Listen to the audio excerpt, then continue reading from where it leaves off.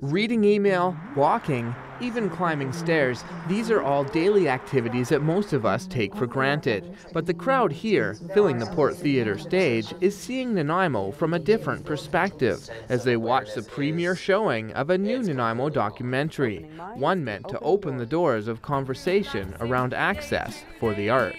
We started by doing interviews with the participants, so they talked about their lives and about how different accessibility worked for them in the community. What was accessible, what wasn't, what things, what barriers they faced in the community. The film is a Nanaimo Arts Council project, and as each artist regularly experiences access challenges, this project becomes one that is truly meaningful to its creators. So I'm living with needing at least one crutch and usually two. And it began with my own personal frustration as an artist and an audience member trying to access the arts in Nanaimo. I had noticed that there were places that I never went and places I always went, depending on how welcome I felt and how accessible they were.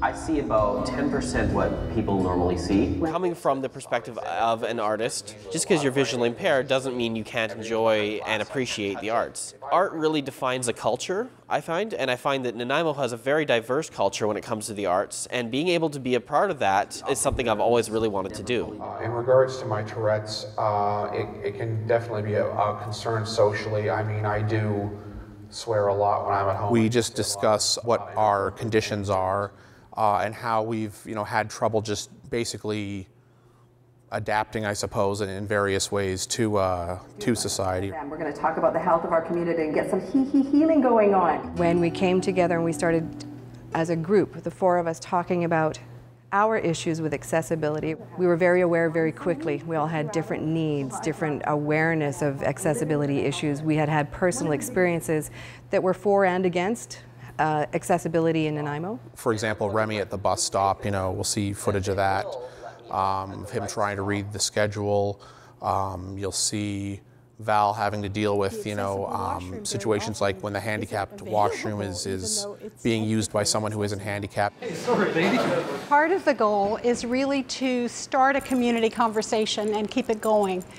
The venues that are already doing well in welcoming people, we are saying thank you. The ones that need a lot of improvement, we're trying to nudge. To find out more about the Opening Doors documentary or other Nanaimo Arts Council projects, visit the web. In Nanaimo for Shaw TV, I'm Derek Johnstone. Up at the university.